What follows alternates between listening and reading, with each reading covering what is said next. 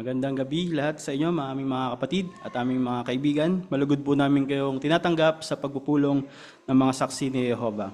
Ngayong gabi ay pasisimulan po natin ang ating pagpupulong sa pamamagitan ng pag-awit ng papuri sa ating Diyos na Jehovah. Ang ating aawitin ay ang song number 36 na may pamagat na Bantayan ng ating puso. Halaw ito sa aklat ng Kawikaan 4 verse 23. Kung tayo po ay nasa kalagayan, pakisuyo po na tayo ay tumayo at sundan natin yung himig ng ating musika.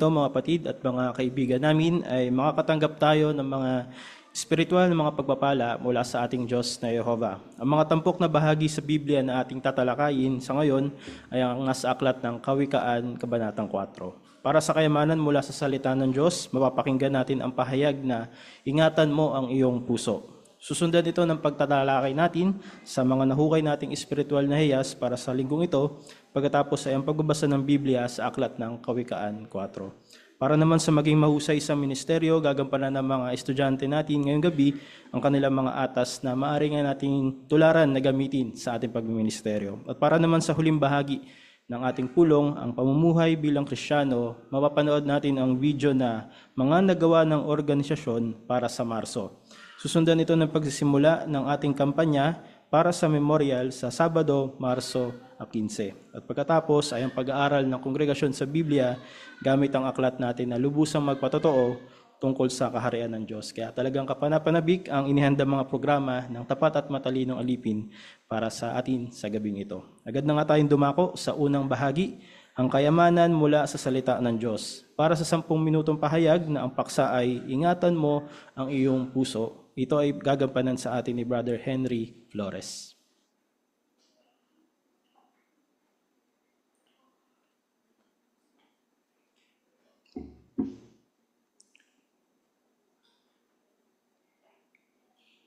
Kumusta ang inyong puso?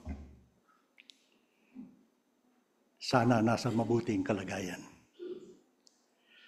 Alam ba ninyo, sa bahagi ng ating katawan, taglay natin, ang higit na dapat nating alagaan at ingatan ay ang ating puso. Subalit ang salitang puso, kapag uusapan natin sa ngayon, ay hindi yung literal nating puso. Ito ay ang ating puso na tumutukoy sa ating panloob na pagkatao. Tandaan na ang salitang puso ay tumutukoy ito sa ating mga iniisip, sa ating nararamdaman, sa ating mga motibo, mga kagustuhan. At tumutukoy ito talaga kung sino talaga tayo, hindi kung ano yung ipinapakita natin. Kaya tandaan natin, papansin natin, ano mang tingin natin sa panlabas ng isang tao, maring ito'y maganda, husay, pero kakaiba ang nasa loob nito. Oo, kaya naman hindi katakataka ng Diyos na Yehova ay tumitingin hindi sa panlabas na itsura. Ang tinitingnan ni Yehova ay ang puso o ang kalagayan ng ating panloob na pagkatao. Kaya anong dapat natin gawin? Ang sabi nga ng Kawikaan 4:23, sabi, nandiyan kayo, sabi, sa lahat ng dapat mong ingatan, ingatan mo ang iyong puso. Dahil dito nagmumula ang bukal ng buhay. Kaya kumusta? Paano ba natin maiingatan ang ating puso? Una ay dapat nating matukoy ang mga panganib at kikilos tayo kagad. Halimbawa, kung ipagwawalang bahala natin ang bagay na ito, ay maaring manganib ang kalagayan ng ating puso. Ayon sa Kawikaan na binanggit natin kanina, na ingatan ang ating puso, ibig sabihin nito mayroon tayong pagkilos na gagawin. Ang pagkilos na ito ay katulad ng pagkilos ng isang bantay, bantay sa pintuan. Noon, nung kapanahunan ni Haring Solomon, ang bansang Israel sa kanilang kinaroroonan ay meron silang nababakurang lugar. Ano ba't sa lugar nito ay merong pintuan na dapat na ito'y bantayan. Ang ating puso ay katulad sa isang pintuan na dapat nating bantayan. Kaya kung titingnan natin sa larawan, ganito may halintulad natin ang ating puso. Ayan, yun ang kalagayan noon sa bansang Israel. Anong kailangan? Bakit mayroong bantay? Bueno, noon, ang bantay, mayroong dalawang bantay dyan na maaaring ang isa ay nasa itaas, at ang isa naman ay nasa ibaba, na malapit sa pinto. Yung nasa itaas, tumitingin ito sa malayo. At kapag may nakikita itong paparating, ito kaagad sisigaw, ipaalam. Ipaalam kung sino itong dumarating. At yun namang nasa ibaba, kapag sinabi ng bantay na may kalaban, isasara kagad ito. Sa katulad ng paraan, gayon din ang ating puso. Tayo ay pinagkalooban na magkaroon ng bantay. Ang bantay ay ating budhi. Ang ating budhi na sinanay sa salita ng Diyos sa magitan ng Biblia, sa mga turo ng Biblia. Dito, pinapakita lang na dapat makita natin o matukoy natin kung ano yung mga iniisip natin, ano yung mga nakikita natin, ano yung nararamdaman natin. Kailangan alerto tayo. Ang ating puso ay pwede nating buksan o pwede nating isara. Oo, isara natin kapag ito ay mayroong panganib, mga banta na maaring ipasok sa atin ni Satanas o ang sistemang ito na siyang hihimok sa atin upang ma-impluensyahan tayo ng masasamang mga bagay. Kaya kapag napag-alaman natin na ito'y nanganganib, kailangan nating isara. Pero kailangan ba itong laging nakasara? Hindi naman. Kailangan natin buksan kung ito'y may kinalaman sa mabubuting mga bagay. Kasi tulad sa bansang Israel noon, kapag laging nakasara ang pintuan, paano makapasok yung supply ng pagkain? Kaya ganoon din naman ang ating makasagisag na puso. Nangangailangan ito ng malusog na pagkain, ang may espiritual na pagkain na siyang magpapalakas sa ating pananampalataya. Huwag nating ipagbahala ang ating puso. Kadalasan na naririnig natin, mga tao kapag sinasabing masama ang kalagayan ng iyong puso, ingatan mo yan, baka makarinig tayo ng salitang, di bali, may gamot naman. Kapag sa kalagayan natin puso, ang ating panloob na pagkatao, kapag mayroong panganib, sabihin din ba natin, di bali, dumadalo naman ako ng pulong. Lumalabas naman ako sa larangan. Kaya ko yan. Isinasa panganib natin ang ating puso. Kaya kapag masama na ito, tulad ng ating literal na puso, kung nakasasama sa kalusugan, huwag nating sabihin, may gamot naman ako. Isara kagad natin o iwasan kagad natin kung ito ay nagdudulot ng di mabuti sa ating puso. Kaya napakahalaga ang puso. Tandaan na nakadepende ang ating pagkilos sa kung ano ang magiging kalagayan ng ating puso. Anong pagkilos ang ating magagawa, lalo na sa ating kaugnayan sa Diyos na Yehova. Oo, tandaan natin lagi na dahil sa puso, dito nagmumula ang bukal ng buhay, ang ating lihim na pagkatao. Kaya napakahalaga nito. Kaya kung titingnan natin, halimbawa, ang isa pang larawan na tulad nito, ano inyong nakikita? Usong-uso to dito ba ngayon? Hawak ng cellphone. Berong biglang lumabas sa cellphone. Anong ginawa? Cover Pero mag-ingat. Baka may pag-cover mo. Yan, Ano magandang paraan? Tulad ng sinabi, isara agad. Isara agad yun. Para sumilip ka man, wala na. Kaya gayon din naman ang ating puso. Kaya napakahalaga, tandaan natin na ingatan natin ang ating puso. Sapagkat tandaan natin muli, sa Yehova, ang laging tinitingnan ay kung ano ang itsura o kalagayan ng ating puso. Hindi kung ano tayo sa panlabas na inyo. Kaya maging maingat nawa tayo at patuloy na ingatan natin ang ating puso. Kumain tayo ng masustansyang pagkain sa magitan ng ating pagkanaririto at patuloy na gawin o kumilos kagad na umiwas sa panganib kapag nanghanib ang ating puso.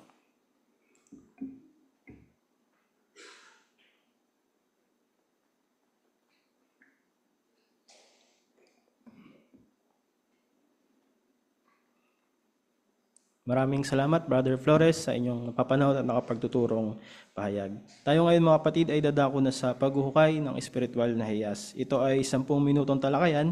Ito ay gagampanan sa atin ni Brother Casiano Barce.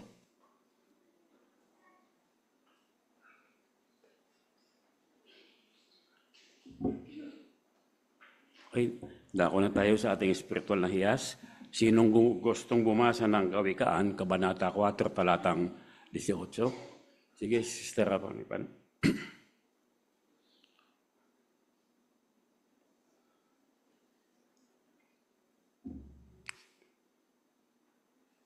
Manipan.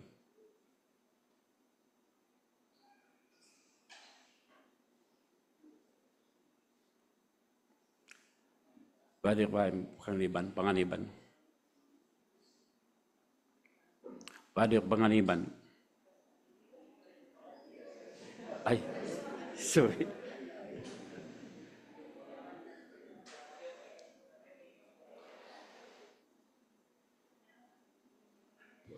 Pero ang landas ng mga matuwid ay gaya ng maningning na liwanag sa umaga, na patuloy na lumiliwanag hanggang sa katanghaliang tapak.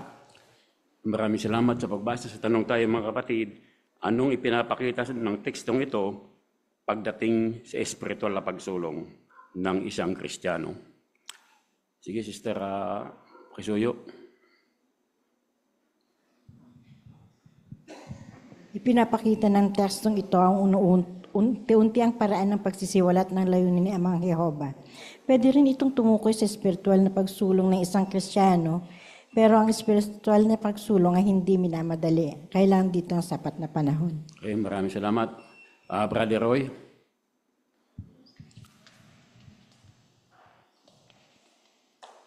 Ibig sabihin yan na magkaroon tayo ng spiritual na pagsulong, bubuti yung ating paggawi, mas malinaw ang ating pagkaunawa sa layunin ni Jehova. Ano ibig sabihin nun?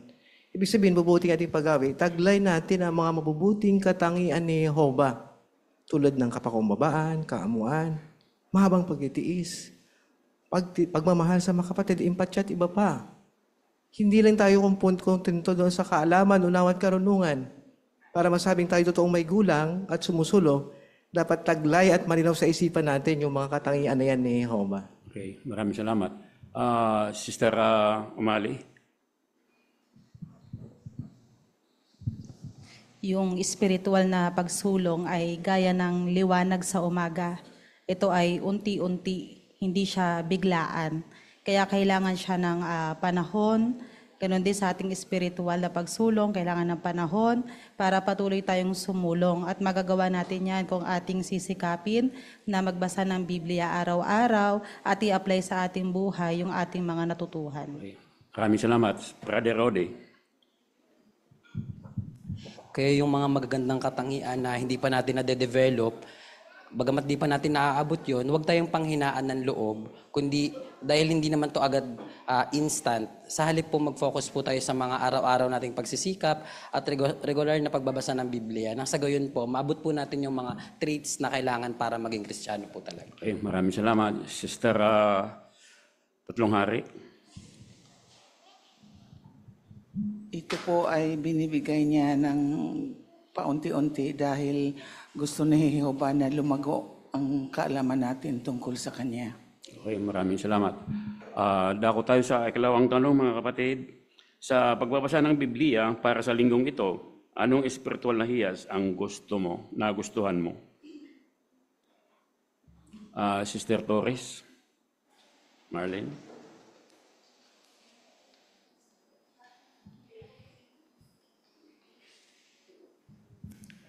Natutuhan ko dito sa Kawikaan 4 verse 24 na ang pag-iingat sa ating pananalita isang paraan ng pag-iingat sa puso. Upang magawa ko ito, dapat kong iwasan ang mga kinapupuotan ni Jehova tulad ng pagsisinungaling, chismis o panlilinlang. Sa ganitong paraan, mapapanatili ko ang dalisay at matuwid na puso na magbibigay ng kaluwalhatian kay Jehova. Maraming salamat. Sister Lebris. Sister Lebris. Dito nga sa Kawikaan 4.1, pinahiyuhan ni Jehova yung mga anak na makinig sa disiplina ng kanilang ama o magulang. Kaya isa ako ngayon sa karamihan na nagsasabi at nagpapasalamat sa aking magulang at nagsasabi na kung hindi ako dinisiplina ng aking magulang, malamang hindi maayos ang kalagayan namin ngayon.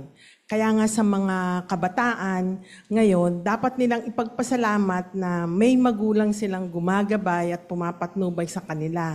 Huwag silang maging negatibo at isiping hinihigpitan sila. Gayon din naman tayong lahat, bilang mga anak ng Diyos na Jehova at si Jehova bilang ating Ama, ay patuloy pa rin tayong ginagabayan at dinidisiplina, kaya makinig din tayo at sumunod. Maraming salamat. Sister Rampe.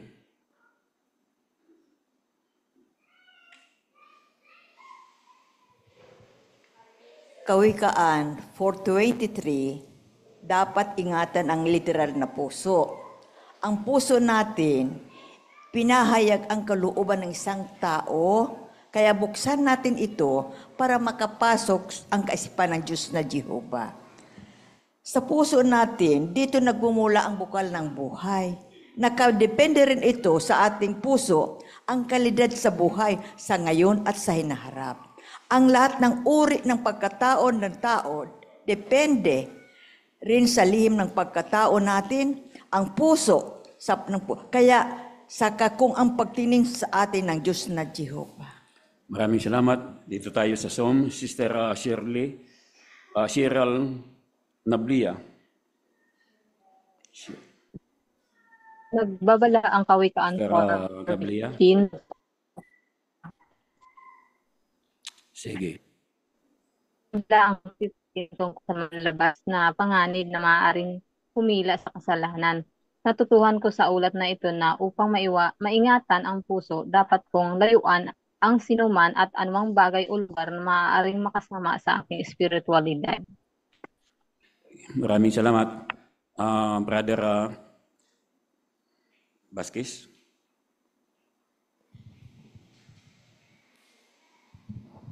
Tutunan ko rin po sa Kawikaan 4:2 yung dahil bibigyan ko kayo ng mahusay na tagubilin, huwag ninyong itakwil ang turo ko. Palagahan ko po ito sa natutunan ko rito dapat na isabuhay ko ang mga payo ng Diyos na Jehovah, mga tagubilin niya. Kaya bilang isang magulang, dapat na ituro ko rin ito sa mga anak ko. Kasi talagang bilang isang magulang ay pananagutan ko po ito na ituro din sa kanya kung ano yung katotohanan. Okay, maraming salamat. Brother Miranda. Nagustuhan ko nga po yung Kawikaan 4:27. Sabi po dito, huwag kang liliko sa kanan o kaliwa. Ilayo mo sa kasamaan ng iyong mga paa. Nagustuhan ko po ito dahil po nagtuturo po ito na manatili ako sa tamang landas ng katwiran at iwasan po ang kasamaan. Ipinapaalala rin po nito na huwag talikuran ang katotohanan upang hindi tayo mahila ng kasamaan, lalo't na't ngayon ay marami pong mga tukso at mga bagay na pwedeng humila sa akin, katulad po ng gadget ko. Kaya po napakahalaga po na maging tapat kay Jehovah dahil po si Jehovah lang po yung makakapagturo sa akin ng tamang landas. Okay, maraming salamat. Sister Mata. Sister Mata.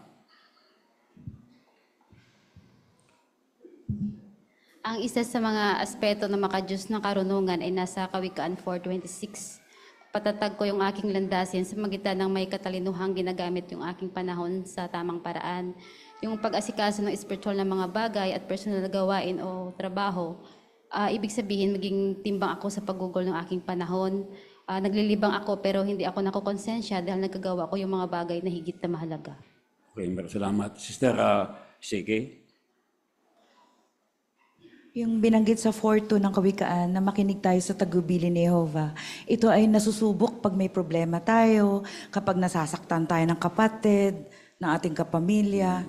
Doon makikita kung gaano tayo nagtitiwala at nananampalataya kay Jehovah na siya ay namamagitan, siya ay nandiyan para tulungan tayo. Okay, maraming salamat. Sister Vasquez.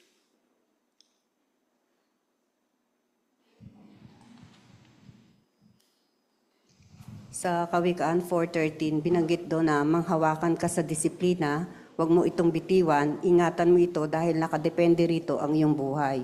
Totoo, ang disiplina ay karaniwan ang mahirap tanggapin at maaaring sabihin nating mahigpit. Pero tinitiyak sa atin kung hahawakan natin yung disiplina, ito ay makakabuti sa ating pagsulong, lalo na sa espiritual. Kung hindi tayo matututo mula sa ating pagkakamali o kung hindi natin itutuwid yung mga maling ideya natin, maaaring napakaliit ng ating espiritual na pagsulong. Kaya ang makatwirang disiplina ay umaakay sa makadiyos na paggawi. Okay, maraming salamat sa inyo mga kapatid na mamahaw sa inyo na komento.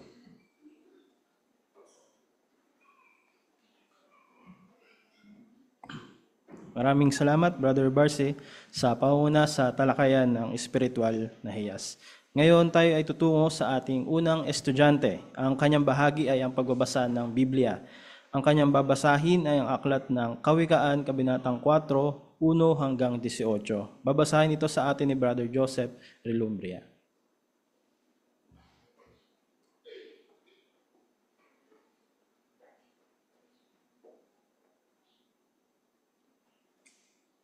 Makinig kayo, mga anak ko, sa disiplina ng isang ama.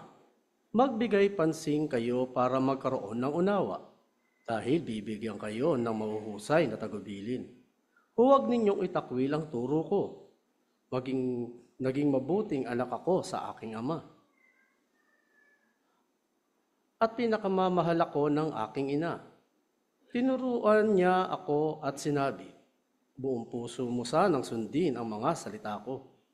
Tuparin mo ang mga utos ko at patuloy kang mabubuhay. Kumuha ka ng karunungan, kumuha ka ng unawa. Huwag mong kalimutan ang pananalita ko at huwag kang lumihis mula rito. Huwag mo itong itakwil at ipagsasanggalang ka nito. Ibigin mo ito at iingatan ka nito.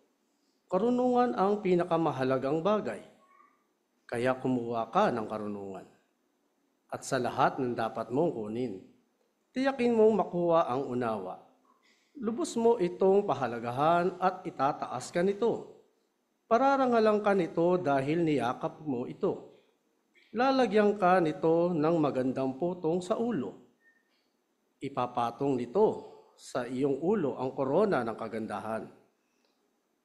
Makinig ka, anak ko, at tanggapin mo ang pananalita ko, at darami ang mga taon ng buhay mo. Tuturuan kitang lumakad ng may karunungan, aakayin kita sa landas ng katwiran. Kapag lumalakad ka, ang iyong hakbang ay hindi mapipigilan, at kung tatakbo ka, hindi ka matitisod. Manghawakan ka sa disiplina, huwag mo itong bitiwan. Ingatan mo ito dahil nakadepende rito ang iyong buhay. Huwag mong tahakin ang landas ng kasamaan. At huwag kang lumakad sa daan ng masasama. Iwasan mo iyon at huwag piliin. Lumayo ka roon at lagpasan mo iyon, dahil hindi sila makatulog hanggat hindi sila nakakagawa ng masama. Hindi sila makatulog hanggat wala silang naipapahamak. Kinakain nila ang tinapay ng kasamaan at iniinom ang alak ng kaharasan. Pero ang landas ng mga matuwid ay gaya ng maningning na liwanag sa umaga, na patuloy na lumiliwanag hanggang sa katanghaliang tapat.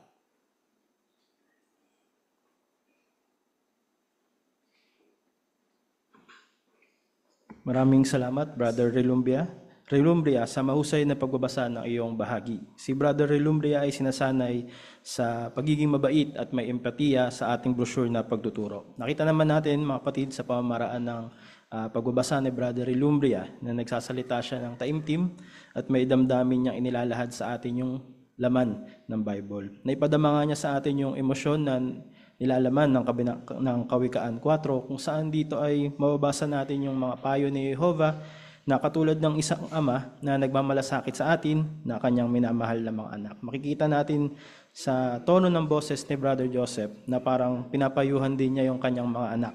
Naging natural nga yung pagpapakita niya ng emosyon, hindi pilit o hindi rin sobra. Kaya maganda nga iyon para lubos nating maunawaan at maramdaman yung mga emosyon na nilalaman sa mga para po bilang mga tagapakinig. Kaya sa kabuuan, marami pong salamat, Brother Relumbria.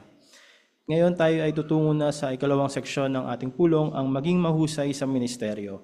Sa unang bahagi, ito ay pagpapasimula ng pakikipag-usap. Ang setting nila ay bahay-bahay.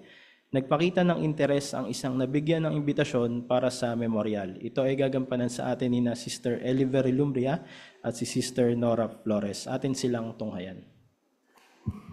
Hello po, magandang araw. Ano po yun? Nais namin kayong imbitahan sa 2 libreng event at napaka-espesyal na okasyon na dinadaluhan ng milyong-milyong tao. Ito yung memorial ng kamatayan ni Jesus. Ito yung pag-alala sa kanyang kamatayan. Pero bago po yung memorial, isang linggo, meron pong espesyal na pahayag na ang tema ay posible bang makita ang katotohanan at doon sa pagpupulong, aalamin kung ano yung sinabi ni Jesus tungkol sa katotohanan at kung saan po ito makikita. Sa amin kasi yung pagkabuhay muli ni Jesus, yung siniselebrate namin. Tapos may palaspas din kami para sa kamatayan niya. Salamat po sa opinion po ninyo, no? Para mas malinaw po sa inyo. Meron po akong nais ipanood sa inyong video. Ito po. Yan. Napansin niyo po dun sa video, no? Bakit po mas mahalagang alalahanin ang kamatayan ni Jesus? Dahil sinasakripisyo ni Jesus ang kanyang buhay. Opo, no? At nung gabi, bago siya mamatay, inutos ng mga lingkod niya na alalahanin yung kanyang sakripisyo na nakatala sa aklat ng Lucas 22:19. Ito po. Ano po sabi dito sa pinakahuling part? Sabi dyan, patuloy. Sabi, patuloy ninyong gawin itong bilang pag-alala sa akin. Yan. Kaya taon-taon, inaalala po ng mga saksi ni Jehovah at milyong-milyong tao sa buong mundo yung kamatayan ni Jesus dahil pagpapakita po ito na pinapahalagahan po natin yung utos niya. O naman, hindi madali yung isakripisyo ni Jesus ang kanyang buhay. Pero tanong ko lang, totoo ba yung sinasabi ng Biblia? Interesado lang ako. Yan. Sige po, sa susunod, sasagutin po natin yan. No? Pero ito na lang po kung ano yung layunin namin. Nais ko pong mag-iwan ng invitation sa inyo. Ito po. Diyan po nakalagay kung anong araw, oras at lugar kung saan ito gaganapin. Wala naman po tong bayad. Ay wala po, libre po yan para sa lahat. Pwede niyo pong isama yung buong pamilya niyo. Sige, ganun ba? Sikapin kong makadalo, tsaka wala naman din akong pasok noon, tsaka malapit lang naman din. Sige po, salamat. Maraming salamat, Sister Relumbria, pati na rin sa inyong partner, kay Sister Flores. May papakita nga natin sa ating mga nakakausap sa bahay-bahay na may personal na interest tayo sa kanila kapag nakikinig tayo sa kanilang mga sinasabi. Magagawa natin iyon kung hindi tayo salita ng salita. Kapag nagsasalita yung nakakausap natin. Makakatulong nga din kung hahayaan natin na masabi ng ating kausap yung kanyang niloloob o yung mga iniisip niya. Katulad ng nakita natin sa ginawa ni na Sister Relumbria. Hinahayaan nga niya na magsalita yung kanyang kausap at nakikinig din siya sa sinasabi nito, sa mga sagot sa kanyang katanungan. Kaya dahil sa paggawa nun, nalaman niya yung sa loobin ng kanyang kausap sa bahay-bahay at nakikita rin ng kausap niya na may interest pala si Sister Elibel na hindi lang basta makapangaral o makapagbigay ng mabasahin, kundi concern tayo sa kalagayan ng kausap natin. Kaya nakita namin, Sister Relumbria, ang pagkakapit mo sa aralin na ito. Maraming salamat, pati na rin sa inyong partner kay Sister Flores. Para sa susunod na bahagi, pagpapasimula ng pakikipag-usap, di formal na pagpapatotoo. Imbitahan sa memorial ang isang kakilala mo. Ito ay gagampanan sa atin ni na Sister Romanita Briquillo kasama si Sister Michelle Mata. Okay ka lang ba? May problema ka? Okay lang naman ako, Ate Bibi, pero nakakalungkot lang kasi. Yun yung sinasabi na expectation postponed, making the heart sick. Kasi na-expect ko talaga na umuwi ngayong mahal na araw. Kasi gusto kong kasama yung pamilya ko sa probinsya kapag Holy Week. Kaso lang late na kasi ako nag-book ng ticket eh. Kaya natapat ako sa mahal. Kaya ayun, sayang. Kaya yung gagawin ko na lang, mag-stay na lang ako sa bahay. Nakakalungkot nga. Alam mo ba na nilolook forward mo ito every year? Di ba? May tutulong ba ako sa'yo? Yung gawin ko na lang siguro, ate, bisi-bisihan na lang ako para hindi ko na isipin pa yung pag-uwi. Mukhang may maitutulong ako sa mga bagay na yan. Nabanggit mo na inabangan mo yearly itong taon-taon na buong pamilya mo, magkasama kayo sa probinsya. Kami din, ako, buong pamilya ko, inaabangan din namin yung taon-taon. Bawat taon, ito yung pag-alaala sa kamatayan ni Jesus. Ano po yun, ate? Sa napakalagang event na ito, kami mga saksi ni Jehovah, inaalala namin yung kamatayan ni Jesus. At alam mo ba, inuutos ito sa atin ng Panginoong Jesus. Familiar ako pero hindi ko paalala kung saan niya sinasabi sa Bible. Tamang-tama, meron akong dalang Bible dito. Pwedeng pakibasa dito sa Lucas 29 verse 19. Pag-isuyong, basahin mo. Okay. Tamang-tama. Meron ako ditong na-download na Bible. Lucas 22:19 natin, no? Oo, sige, pakisuyo. Sabi dito, kumuha rin siya ng tinapay, nagpapasalamat sa Diyos, pinagpiraso-piraso ito, ibinigay sa kanila at sinasabi, sumasagisag ito sa aking katawan na ibibigay ko alang-alang sa inyo. Patuloy ninyong gawin ito bilang pag-alala sa akin. Salamat sa pagbabasa mo, Michelle. Yan ang dahilan kung bakit namin inabangan sa araw na ito dahil pinaalaala sa atin ang kahalagahan, yung kamatayan ni Jesus, kung paano tayo makinabang sa ginagawa ng Diyos at ni Kristo para sa atin. Gusto kong imbitahan kita, yung buong pamilya mo, meron akong ibibigay sa invitation. Sabi dito, inimbitahan kita. Dalawang event pala yung gaganapin ate sa invitation na to, sa April 5 at saka April 12. Yes. Familiar to sa akin yung yung Monel. Laging dinadaanan to kapag sumasakay ako ng jeep. Yan. Ang event na ito, mangyayari sa buong mundo at milyon-milyong tao ang umaatin dito. Nagtitipon. Gusto kitang makinabang ka rin kasama yung buong pamilya sa mga sakripisyo na ginagawa para sa atin. Sabi mo libre, di ba? Ibig sabihin kapag pumunta ako doon, wala na akong bayad. Oo naman, walang bayad, libre. Yung buong pamilya mo, libre, pumunta doon, pwedeng katabi namin. Sige ate, libre ako sa sa date na naka-record dito sa invitation. Sige, punta muna tayo sa labasan, libre kita. Maraming salamat, Sister Briquillo, sa inyong bahagi. At gayon din, salamat din po sa inyong partner kay Sister Mata. Para maging natural nga yung ating pakikipag-usap sa mga tao, maganda nga na matuto tayo na maging mapagmasid sa kanilang mga ekspresyon ng muka at gayon din sa kanilang pagkilos. Makakatulong nga ito para maging palagay yung loob ng kausap natin at mas maintindahan niya yung dala-dala nating mensahe para sa kanila. Katulad ng ginawa ng presentasyon ni na Sister Briquillo, nakita niya na parang matamlay o malungkot yung kausap niya. Kaya kinamusta muna siya. Kinamusta muna niya yung kausap niya at inalam kung ano ba yung kinakabahala nito. Tandaan din natin na hindi natin kailangan pilitin yung pakikipag-usap sa kanila dahil baka hindi pa siya kampante o palagay na ikwento yung mga problema niya sa atin. Kaya maganda nga na pagmasdan muna natin yung ating kausap, maging observant tayo at tingnan natin kung handa na siyang makinig. Kaya maraming salamat Sister Briquillo sa inyong presentasyon, gayon din sa inyong partner kay Sister Mata. Para naman sa susunod na bahagi, ipaliwanag ang paniniwala mo. Ang tema, bakit hindi nagdiriwang ng Easter ang mga saksi ni Jehovah? Ito ay gagampanan sa atin ni na Sister Margie Malaluan at ng kanyang may bahay na si Sister Del Mihulio. Tao po, magandang umaga po. Mga saksi ni Jehovah po kami. Nandito po kami sa lugar niya ngayon upang imbitahan po ang mga tao.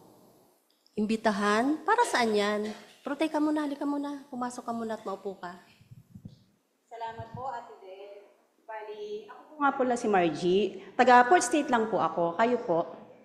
Ate Del na lang tawag mo sa akin. Ano ba yung sinasabi mo kaninang imbitasyon? Para saan ba yan?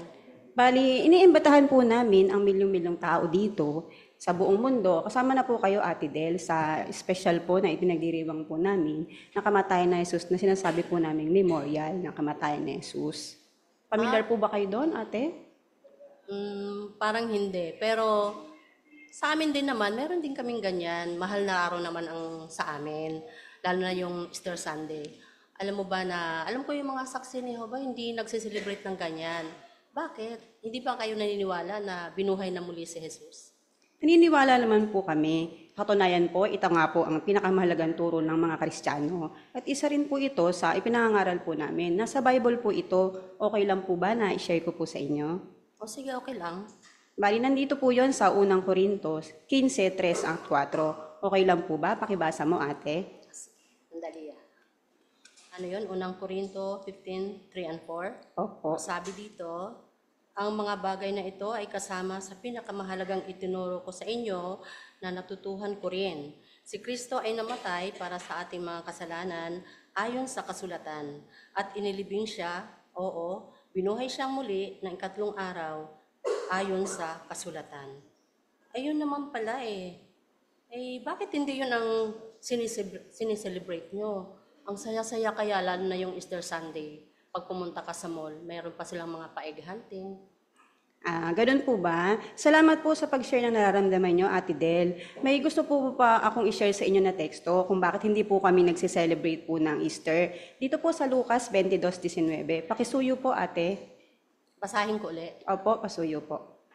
Sabi dito, kumuha rin siya ng tinapay, nagpasalamat sa Diyos, pinagpira-piraso ito, ibinigay sa kanila, at sinabi, sumasagisag ito sa aking katawan, na ibibigay ko alang-alang sa inyo. Patuloy ninyong gawin ito bilang pag-alaala sa akin.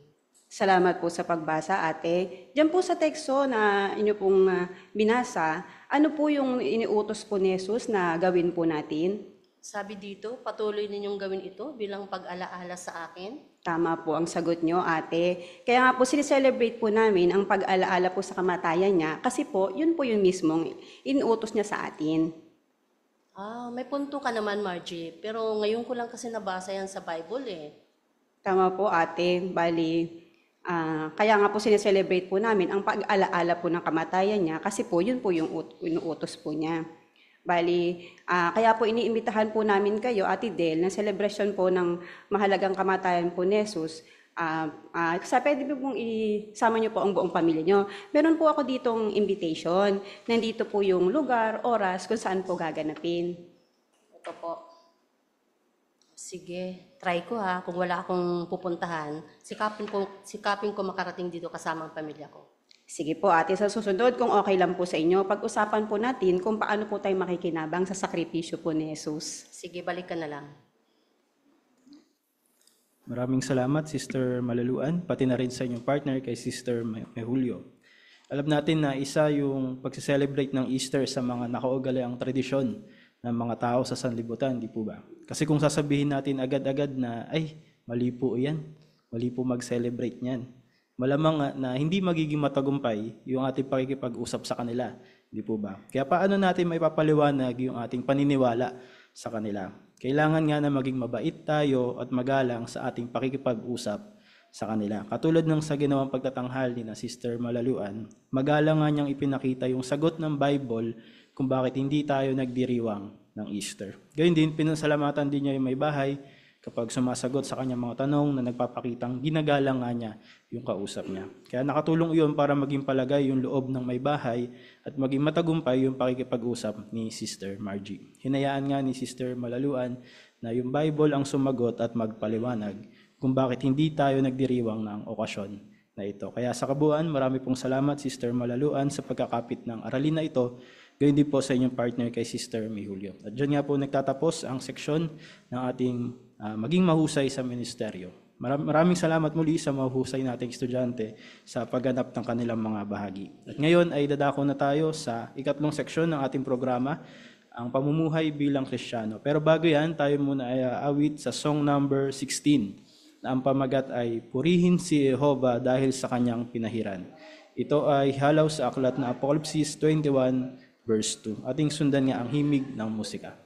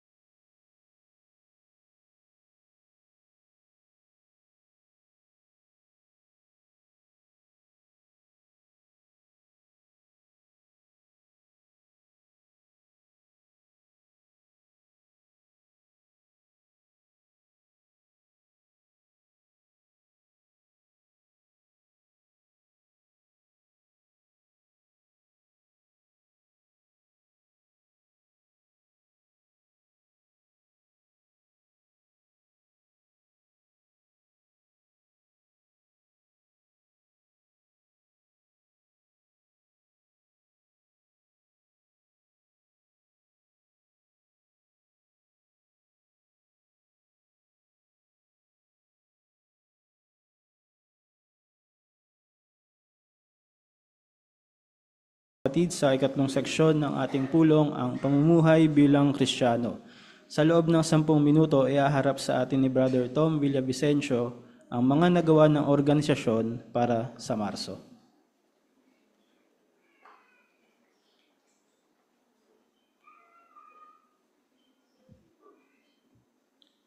Panoorin muna natin mga kapatid yung mga nagawa ng organisasyon para sa Marso. Pakisuyo po.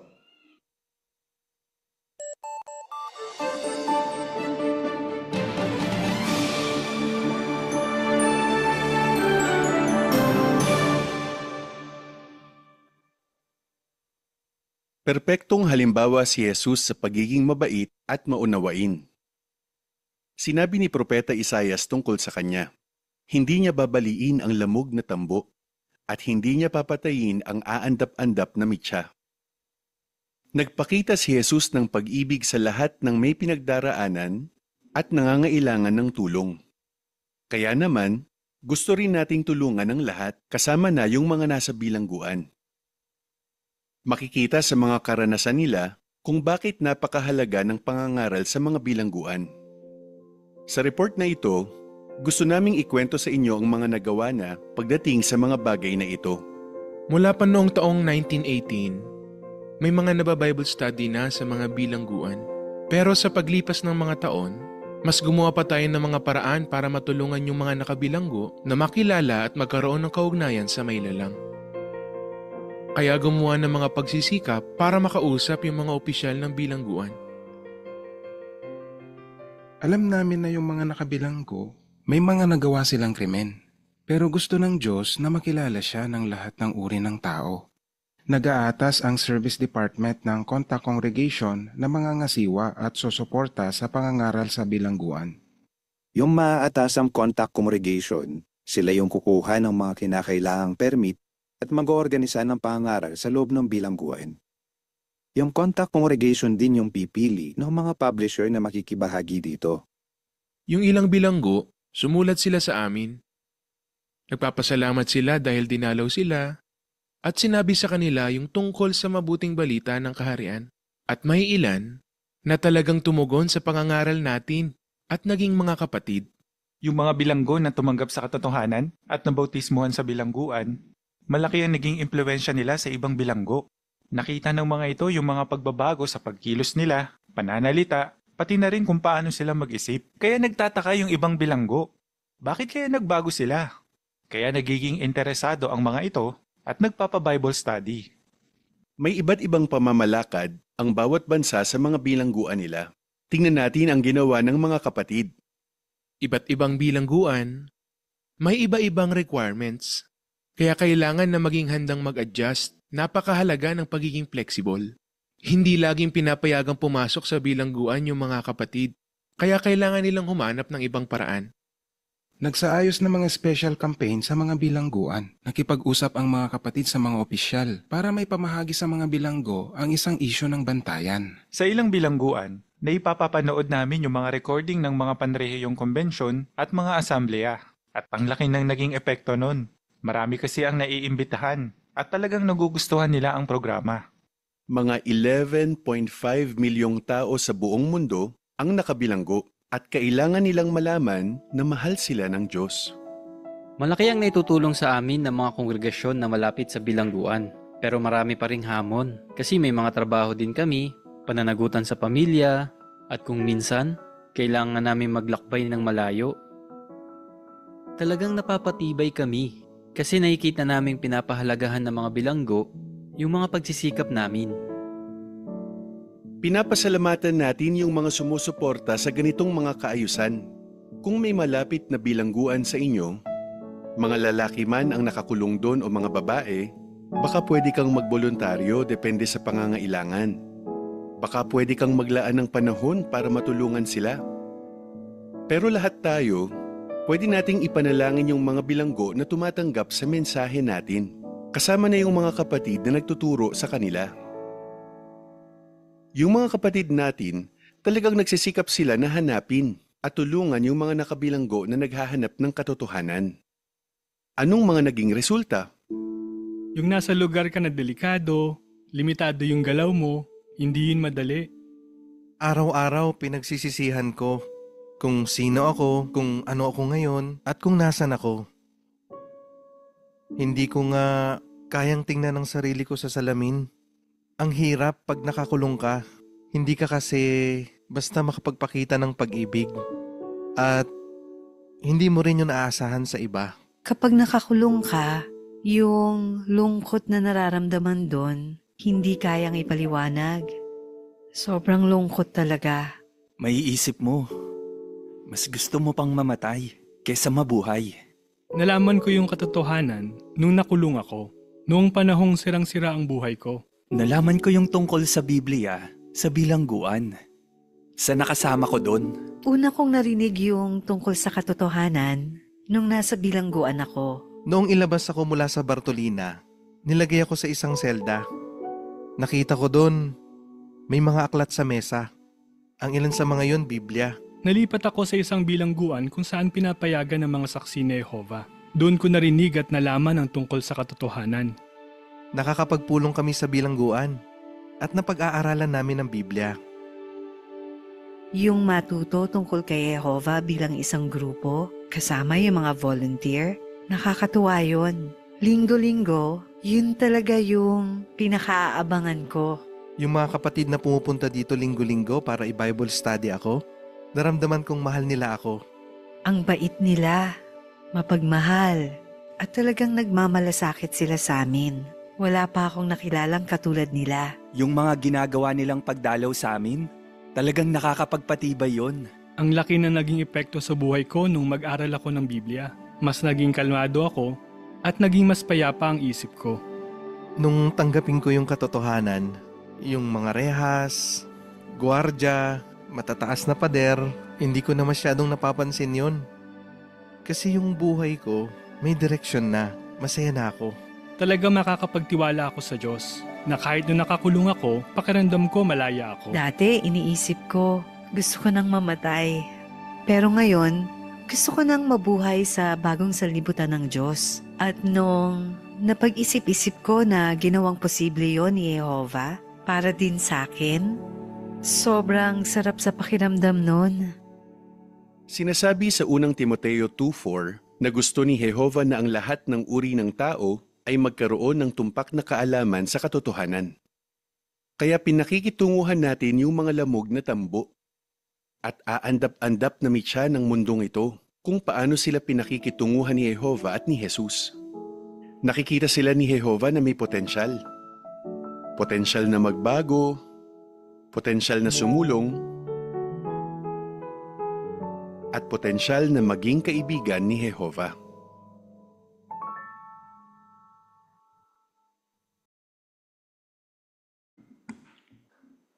Maraming salamat, Brother Tom Villavicencio, sa pagharap sa amin ng mga nagawa ng organisasyon para sa Marso. Para naman sa susunod na bahagi, magsisimula ang kampanya para sa memorial sa Sabado, Marso 15. Ito ay haharap sa atin ng ating tagapangasiwa sa paglilingkod, si Brother Jean Luistro.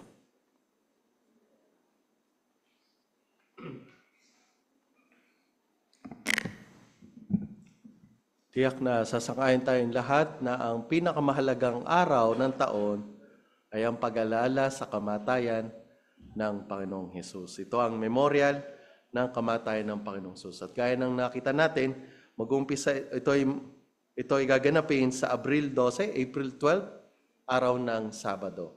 At sa baging ito, titingnan natin kung ano yung mga kaisa natin. Dahil tiyak na nanaisin natin na ma-invite ang lahat, maimbitahan ang lahat, upang sa ganon, makadalo rin sila at magpakita ng pagpapahalaga sa ginawa ng Diyos na Jehova at ng Panginoong Hesus. Makikisuyo tayo sa slides. Ayan po, Memorial and Special Talk sa taong ito, 2025. Sa sunod na slide, tingnan mo natin ano ba yung lokal na kaisa natin para sa Special Talk. Ang Special Talk natin ay may paksang posible bang makita ang katotohanan. Sa kapakinabangan, lalo na po ng mga bisita namin, yung special talk ay isang pahayag pamadla na sabay-sabay na ipapahayag sa weekend na yon. Ibig sabihin, iisa lamang ang paksa para sa pahayag pamadla. At ang paksangang ito ay posible makita ang katotohanan. Sa kongregasyon natin, ay sa Sabado ito, April 5, sa 8:30 ng umaga. At dito po ito sa Kingdom Hall. Makikita nyo dyan yung address ng ating Kingdom Hall. Susunod na slide naman po ay ang Memorial 2025. Yung pinakapaksa ng pahayag pamadla para sa Memorial ay pahalagahan ang ginawa ng Diyos at ni Kristo para sa iyo. 5:45 ng hapon, April 12, 2025. At dito rin ito sa ating Kingdom Hall. Sa sunod na slide po, makikita naman natin, paano nga ba natin i-invite o imbitahan ang mga tao? Ang kampanya ay magsisimula sa Sabado, March 15, hanggang sa Sabado o sa araw mismo ng Memorial, April 12. At gagawin natin ito sa pamamagitan ng pagbabahay-bahay, ng cart witnessing, mall witnessing at park witnessing. Mall witnessing, yamang meron tayong mall sa ating territory. Park witnessing, meron tayong 2 memorial park na pwede nating puntahan at makapag-invite din sa kanila, sa mga nandoon. Pangunahin na sa pamamagitan ng pagbabahay-bahay at cart witnessing. Sa cart witnessing, maglalagay tayo ng mga invitation upang sa ganoon sa mga makakakita, pwede silang kumuha doon, makita nila yung details kung saan ito gaganapin sa lugar natin. Sa pagbabahay-bahay, tiyak na nanaisin natin na makapag-iwan sa mga makakausap natin. Nagpapasalamat tayo kanina sa mga kapatid na ipakita na nila kung paano. Kaya binanggit dito na sa mga kausap natin sa bahay-bahay, sa bawat bahay, mag-iiwan tayo ng isang kopya. At sa mga bahay naman na walang tao, at tingin naman natin ay merong nakatira, at meron tayong mapag-iiwanan, baka meron silang mailbox, pwede tayong mag-iwan ng isang kopya ng invitasyon. Sa sunod na slide, tandaan po na sa panahon ng kampanya, simula sa Sabado, yung pong jw.org na homepage natin, maglalagay ito ng mga content upang sa ganoon mapukaw yung interes o kaugnay ng ating special talk at memorial. Kaya maaari rin nating ipakita ito sa mga makakausap natin sa ating house-to-house witnessing o sa mga, syempre pa, sa iba na mga kakilala natin. At sa sunod na bullet, makikita natin dyan, imbitahan sino? Yung lahat na pwede nating imbitahan. Mga kamag-anak natin, mga inactive, mga Bible study natin ngayon, o mga return visit natin. Dating Bible study o dating return visits natin. Meron pa ba kayong parang details nila? Pwede nating bastahin sila, baka sakali na magkaroon sila ng interes at makadalo sila. At lahat ng iba pang mga kakilala natin. Kaya naman, pinapasiglaan lahat na dagdagan ang ating pakikibahagi sa ministeryo. Maaari tayong magpatala na bilang auxiliary pioneer at umabot ng 15 hours sa buwan ng March at April. Sa huling slide, makikita natin dyan yung scan ng ating invitation, ng actual invitation. At titiyakin ko po sa inyong mas maganda yung actual na invitation. Tiyak na may improve pa yung pag-scan ng invitation dyan. Doon sa first page, makikita dyan yung sa baba, lahat ay pwedeng pumunta kasama ang pamilya mo. Hindi ka obligado mag-aral ng Biblia o maging saksi ni Jehovah. At doon naman sa right, yung second page, meron pang map para sa ganon, mas madali nilang makita ang ating Kingdom Hall. Kaya panalangin natin sa Diyos na Jehovah upang higit pa nating magampanan ito, upang higit pa tayong makibahagi sa ministry at sa ganon mapag-invite natin ang pinamahalagang okasyong ito.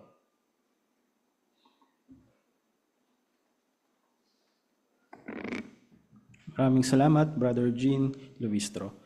Tayo naman po ngayon ay dadako na sa pag-aaral ng kongregasyon sa Biblia sa loob ng 30 minuto, gamit ang aklat natin na lubusang magpatotoo tungkol sa kaharian ng Diyos. At itutuloy ngayon natitirang para po sa Aralin 23. Ito ay papangunahan sa atin ni na Brother Rizal Mihulio kasama ang kanyang tagabasa ni si Brother Jeric Nuestro.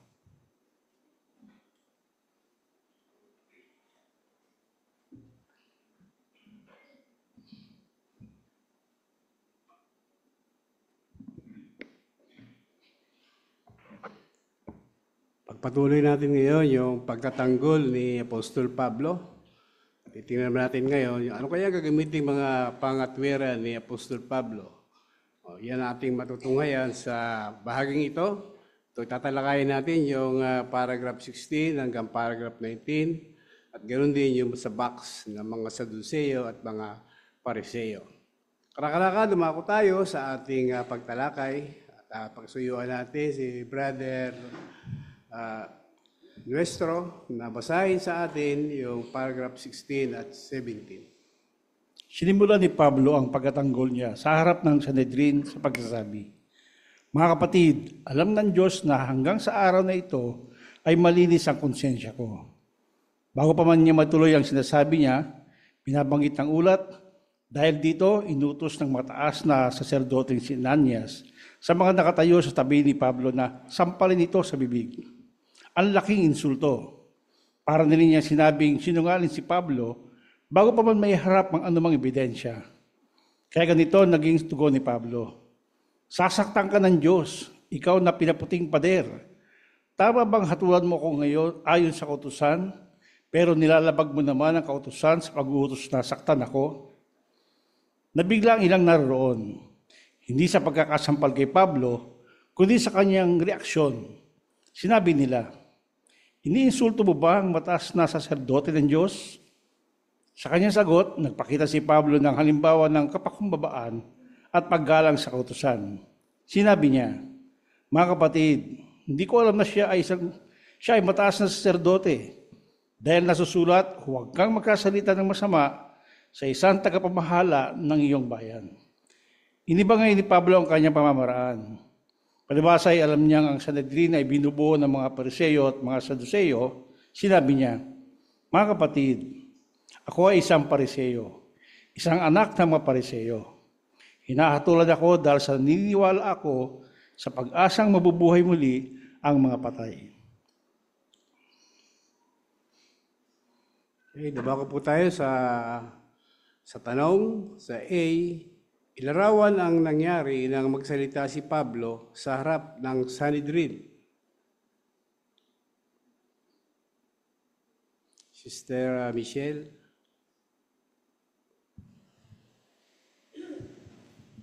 Nang magsalita nga po si Pablo at pinagtanggol yung kanyang sarili, inuutos nga po ng mataas na saserdoteng si Ananias sa mga nakatayo sa tabi ni Pablo na sampalin ito sa bibig. Okay. At ano ang nangyari doon sa pagkakasampal na yon? Sister, sa likod, Sister Ciares.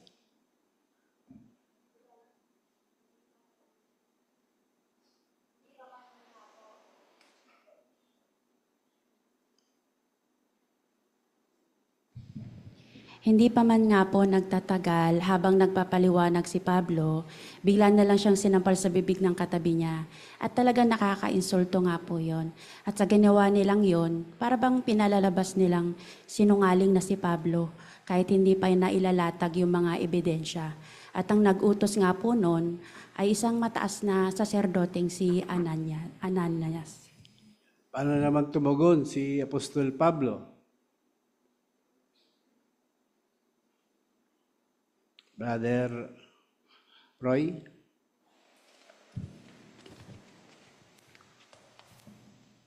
Sabi doon ni Apostol Pablo sa mataas na saserdote si Ananias, "Sasaktan ka ng Diyos, ikaw na pinaputing pader." Yan. So, tingnan natin mamaya kung bakit nasabi yun ni Apostol Pablo. Dito sa ikalawang bahagi ng tanong, sabi rito, nang sampalin nang sampalin si Pablo, paano siya nagpakita ng kapakumbabaan?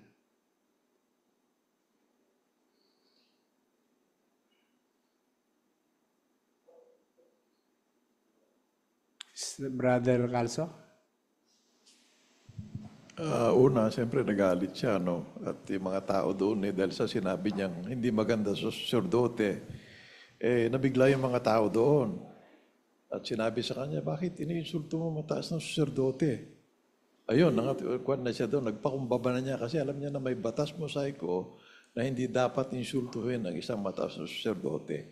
Kaya huli niya na niyang malaman na mataas na saserdote yun, kaya nagpakita siya ng kapakumbabaan at paggalang sa tao kasi yun ang utos ng Mosaic Law.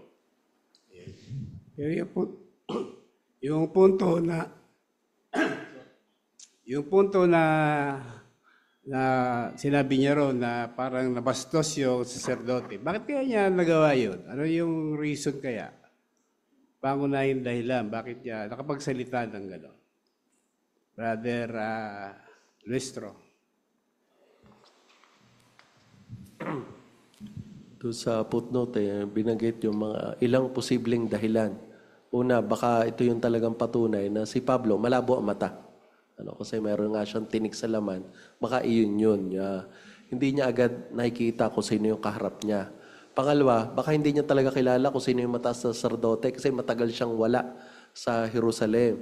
O kaya naman, pinakita rito, baka dahil nagkakagulo na sila, hindi niya talaga alam kung sino talaga yung nag-utos na sumampal sa kanya. Kaya hindi niya nakilala yung mataas na sacerdote. So, yun yung reason, base doon sa footnote. Ngayon, ano ang ginawang taktika naman ni Apostol Pablo? Para doon sa ganun siyang sitwasyon, Brother Lawrence.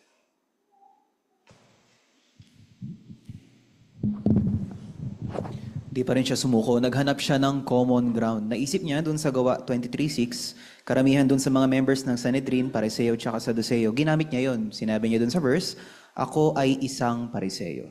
Ayan, tingnan natin kung bakit ginamit niya yun. Kasi yung nakaraang chapter, yung mga kabanata, ginamit niya naman yung pagiging Romano niya, di ba? This time, ginamit naman niya pagiging Pariseo. Tingnan natin yung mga dahilan, bakit kaya ginamit ni Apostol Pablo yung pangatwiran na yan at ano yung matutuhan natin dyan. Dito tayo sa paragraph 18. Bakit tinawag ni Pablo ang kanyang sarili na isang Pariseo? Sapagkat siya ay anak ng mga Pariseo. Nagmula sa isang pamilyang membro ng sektang yan. Kaya Pariseo pa rin siya sa tingin ng marami. Paano ngayon magagamit ni Pablo ang paniniwala ng mga Pariseo sa pagkabuhay muli? Di umano, ang mga Pariseo ay naniniwala na may kaluluwang humihiwalay kapag namatay ang isang tao, na ang kaluluwa ng matuwid ay mabubuhay muli sa ibang katawan. Hindi naniniwala si Pablo sa turong iyon. Ang paniniwalaan niya ay ang pagkabuhay muli na itinuro ni Jesus. Subalit, sang-ayon si Pablo sa paniniwala ng mga Pariseo na may pag-asang mabuhay muli ang mga patay. Kabaligtaran ng mga Saduseo, na hindi naniniwalang may kinabukasan pa ang mga patay. Pwede na rin gamitin ang ganitong paraan ng pangangatwiran kapag nakipag-usap sa mga Katoliko o sa iba pang tao na nagsasabing naniniwala sila kay Kristo. Pwede nating sabihin, naniniwala tayo sa Diyos na gaya nila. Bagaman maaaring naniniwala sila sa Trinidad, tayo naman ay sa tunay na Diyos na sinasabi ng Biblia. Pare-pareho pa rin tayong naniniwala na may Diyos. Salamat. Sa tanong, bakit tinawag ni Pablo ang kanyang sarili na isang Pariseo? At paano natin magagamit ang ganitong paraan ng pangatwiran? O doon muna tayo sa pagkagamit ni Pablo na siya ay Pariseo. Okay? Brother?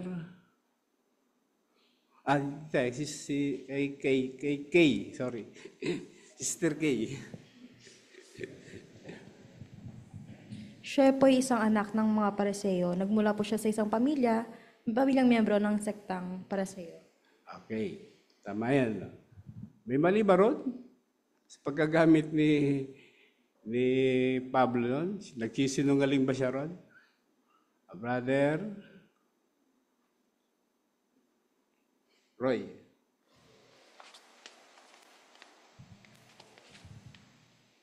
Hindi siya nagsisinungaling doon. Totoo yun. Tama. At bilang patunay, anong binabanggit sa atin noong karagdagang referensya dyan? Brother Lustro? Bilang patunay na hindi mali na para bang sabihin mo na ako ay Pariseo, ako ay anak ng isang Pariseo. Doon sa Gawa 15:5, binanggit doon na yung ilang mga Kristiyano ay nire-recognize pa rin yung background nila na sila ay dating mga Pariseo. Sabi dito sa 5, pero ilan sa dating membro ng sekta ng mga Pariseo na naging mananampalataya. Ibig sabihin, hindi nakakalimutan ng mga kapatid yung background niya. Kaya tiyak na ganun din si Pablo, pati na rin ng mga kausap niya o kaharap niya sa pagkakataong ito. Okay. Dito sa kadugtong na tanong, sabi rito, at paano natin magagamit ang ganitong paraan? Sister Lota. Pwede din po natin gamitin yung ganitong paraan na pangangatuwiran ni Apostol Pablo dahil sa pag nag-house-house tayo, madalas nakakausap natin yung mga Catholic or yung iba na naniniwala sila kay Kristo. So, pwede nating sabihin sa kanila na tayo rin naniniwala tayo sa Diyos na katulad nila. Although sila naniniwala na dun sa Trinidad, pero tayo naman dun sa tunay na Diyos. Okay, tama yun. Doon tayo sa common ground na ginamit ni Apostol Pablo doon sa kanyang pagkipagkatwiranan.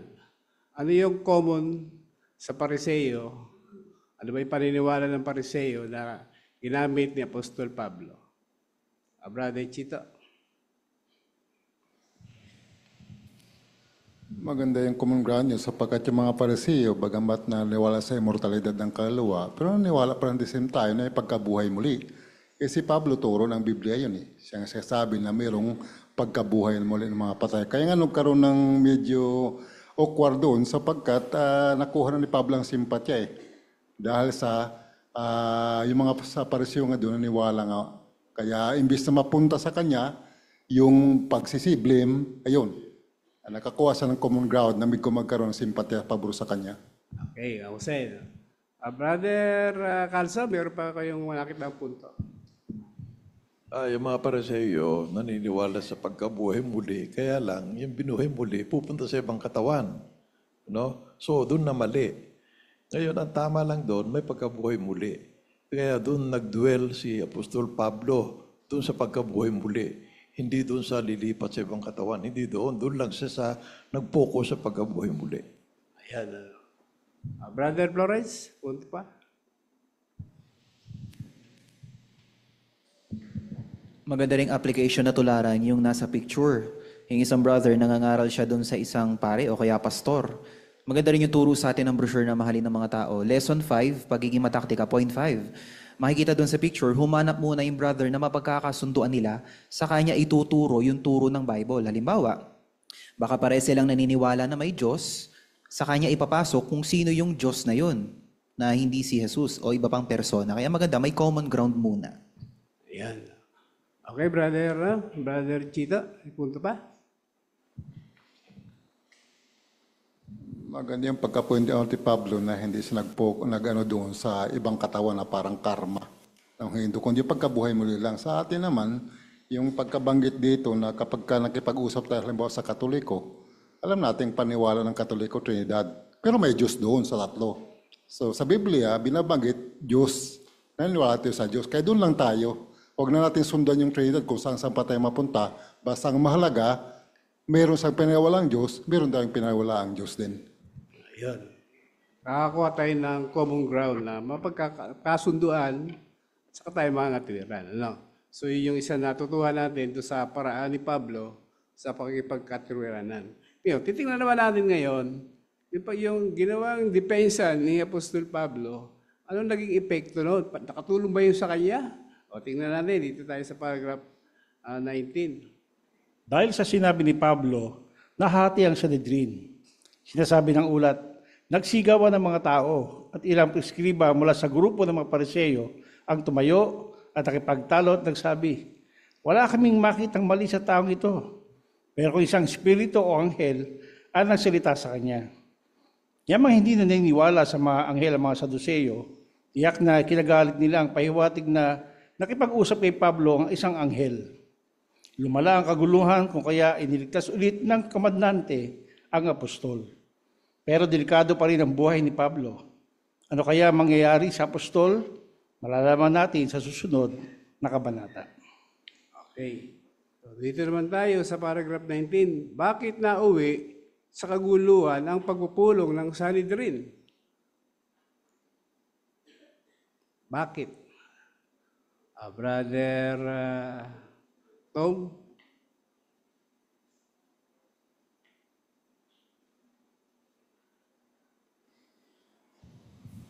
nahati kasi yung opinion ng Sanhedrin kasi binanggit doon sa Gawa 23:9, sabi doon ng mga Pariseo, wala kaming nakikitang mali sa taong ito, pero kung isang ang espiritu o anghel ang nagsasalita sa kanya. Kaya naman, yung mga Saduseo naman, hindi naniniwala sa mga anghel.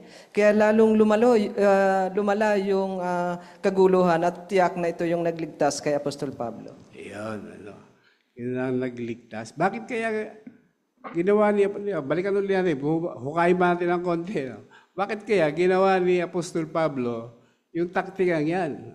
Bakit siya nandun? Una, di ba nilitisin siya? O di ba?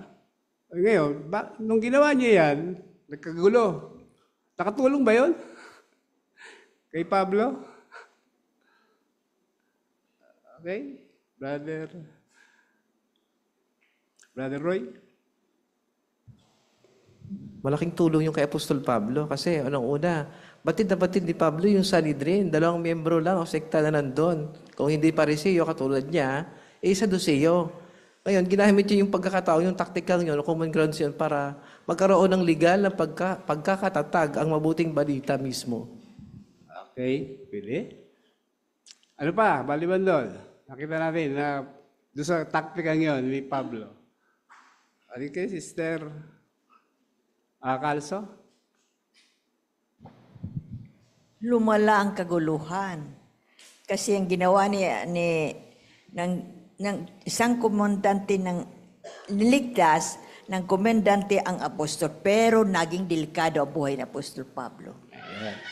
At tanong, doon ba sa paglilitis doon sa Sanhedrin, dahil 2 sekta yung nandun, makakakuha ba si Pablo ng patas na katarungan? Palagay niyo. Sagot niyo doon. Brother Calso. Kasi parehong nasa Wagner Legion itong dalawang grupo na ito. Judaismo yung Wagner Legion nun at yung Judaismo, 2 sekta yan. Isang Pariseo at mga Saduseo. Kaya ibig sabihin, talagang hindi siya makakakuha ng pabor sa pagtatanggol ng kanyang sarili. Kaya gumamit siya ng paraang makakumbinsi sa isang bahagi ng sekta na yon para yun, nagkagulo yung mga tao doon. Galing, ha? Mahusay yung paraan ni Apostol Pablo. Brother Royle.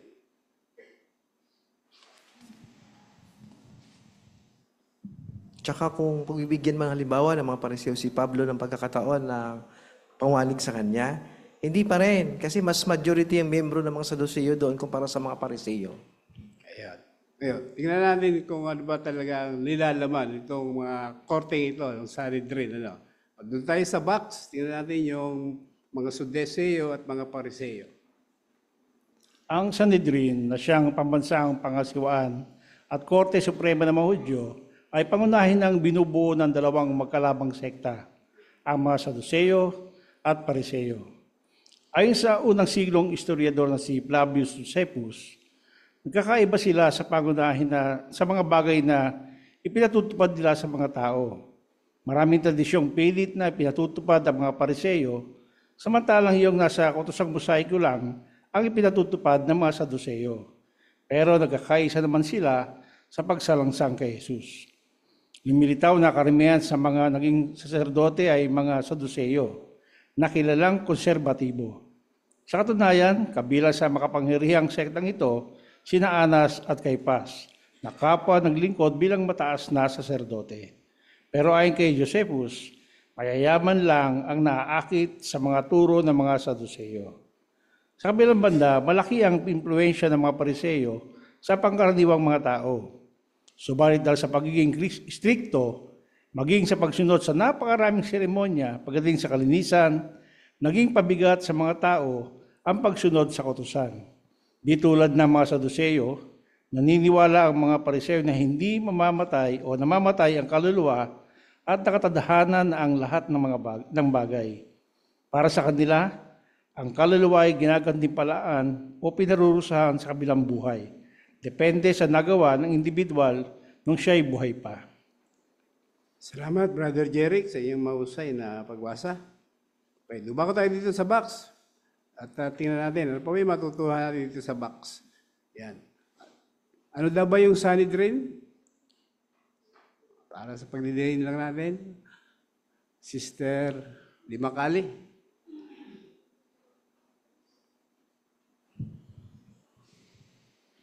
Ang Sanhedrin nga po ang siyang pambansang pangasiwaan at Korte Suprema po ng mga Hudyo. Ang pangunahing binubuo po daw ng dalawang sekta, ang Saduceo at Pariseo. Ayan. Sila yung Supreme Court pala noon. Mataas na hukuman.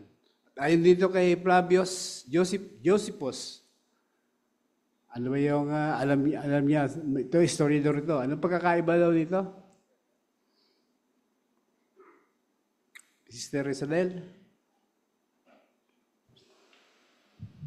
Yung mga pariseo po, ang tradisyon po yung pinapatupad nila dun sa mga tao. Samantalang yung mga Saduceo naman, yung kautosang mosaiko yung pinapatupad nila. Pero common po sila sa pagsalangsang kay Jesus. Okay, tradisyon, pinatutupad. Okay, ano ba yung mga pagkakaibang ito? May detalye dyan. Ano sabi? Tungkol sa mga Saduceo. Halimbawa, may mga detalye dyan tungkol sa pagkakaiba nila. Brother Luestro?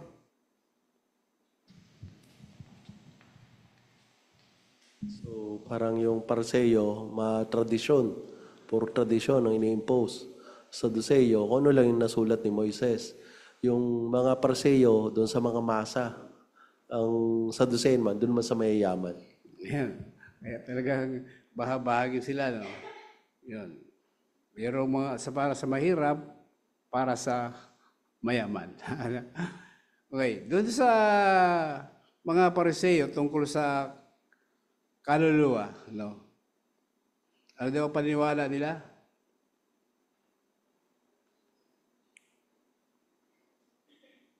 Brother Calso?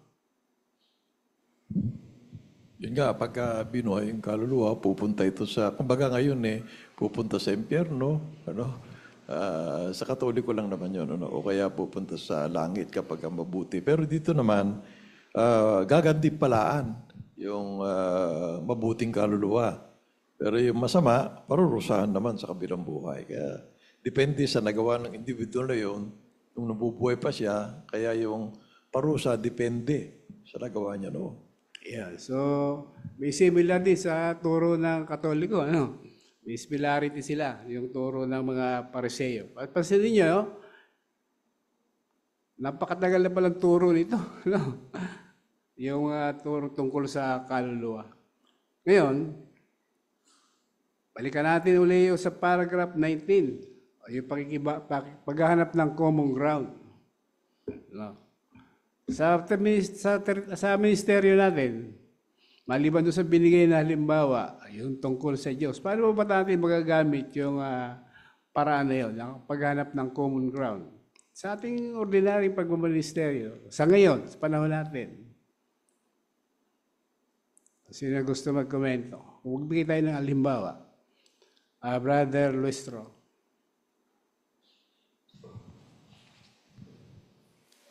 Common ground, di lang ng basta paniniwala. Kanina, puro example, paniniwala Naniniwala silang may Diyos, naniniwala rin tayong may Diyos.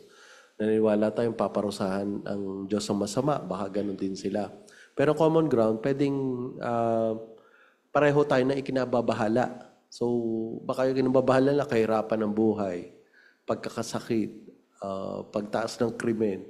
Yun yung mga pwede natin pag-usapan. O pa sa ganun, talagang makapagsimula tayong pakikipag-usap, saka natin magkaroon ng opportunity na maipakita yung katotohanan o sinasabi naman ng Biblia. Yun, yung magandang halimbawa yan. Brother Casanuan, salamat po, Brother Jean. Parang yun nga, yung pagka-Trinitarian ng kausap mo, huwag mo nang didibatihin. Alam mong mali na yung turo nila, pero huwag mong kumbaga insultuhin o didibatihin. Kundi sa halip, naniniwala yun sa Diyos pareho tayo. Sabihin mo sa kanya, naniniwala. Natutuwa ako, naniniwala ko yun sa Diyos. Kami rin, magkapareho tayo dyan sa bagay na yan. O yun, baka pwede na po, baka ba sa pag-uusap nyo, depende yan, pwede mo na ipasok kung ano talaga tinuturo ng Biblia. Yan. Si Sister Sige naman, maraming po salamat. Itong darating na Holy Week, common ground na inaalala nila ng the whole week si Jesus Christ, yung sacrifice na ginawa nito. Tayo rin, sasabihin din natin yung pag-i-invite sa kanila sa memorial bilang pag-alala din sa mahalagang araw na yun. Okay, tama. Brother Florence.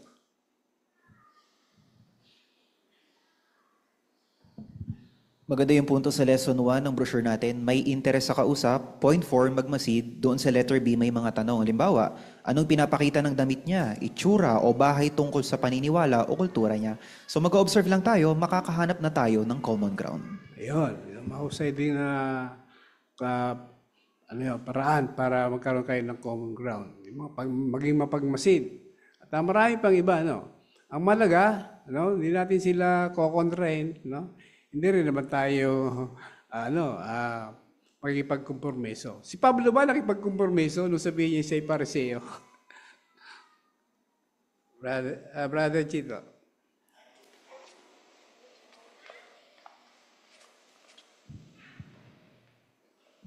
Yun ngayon, baka yung paghahanap natin ng common ground, dito na malaya, nag-compromising na pala katulad ng kasama ko, napasang-ayon na siya sa maling turo, So, minsan, kadawat malaman natin si Pablo, bagamat ginamit niya yun, hindi naman para makaiwas siya sa katawag dito, problema. Pero talagang binamit niya yun kasi alam nga niya na yung mga Kristiyano, bagamat Kristiyano na sila, hindi na wala pa yung paresiyo nila Kaya magkapareho sila. Kaya yun, mas ayos yung kanyang pagkagamit ng pagkaparesiyo niya doon. Yan. Sa Bible, doon mismo sa ulat ng Gawa, nakita natin na hindi talaga siya nakipagkompromiso. Paano natin nalaman? Titingnan natin, basahin natin yung binanggit ng Gawa 23:11. Lampas na rin sa inasign sa atin. Pero nandun ang sagot. Sino gusto bumasa? 23:11 ng Gawa. Ano sabi ron? Brother Nolan, pakibasa.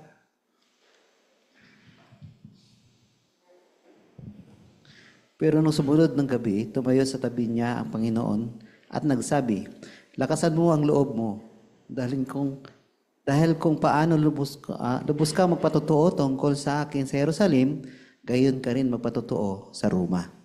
Okay. So ano yung punto? Wala namang binanggit na hindi na pagkompromiso. Pero ano yung yan? Dinidin, yung punto na gusto nating makita na hindi talaga nakipagkompromiso si Pablo.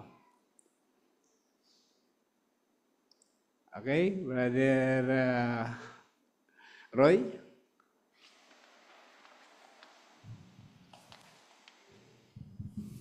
Binanggit doon yung salitang nagpatotoo si Pablo, hindi nakipagkompromiso. Ayun. At ano pa? Maliban doon sa nabanggit ni Roy. Brother Isi. Matapos niya sabihin yun, sinuportahan pa siya ng Panginoon, pinatibay pa siya. So ibig sabihin, talagang sinang-ayunan pa rin yung ginawa niya. Kaya talagang hindi siya nagkompromiso. Yeah. Tama yun, mahusay. So yun po talaga ang katotohanan tungkol doon. Hindi siya magkompromiso, kasi kung nagpagkompromiso siya, hindi na siya susuporta ni Jesus Christ. Okay, so maliwanag po yun at maraming salamat po sa inyong mga komento.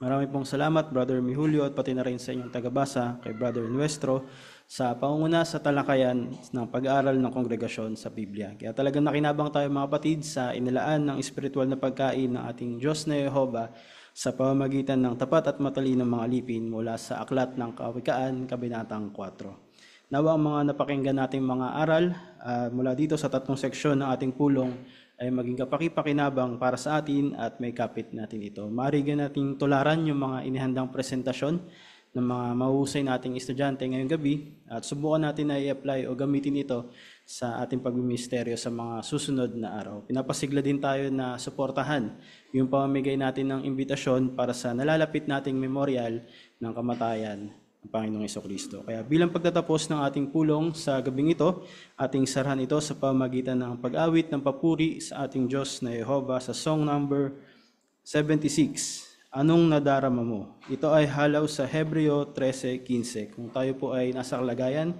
tayo po ay tumayo at sabayan po natin ang himig ng musika.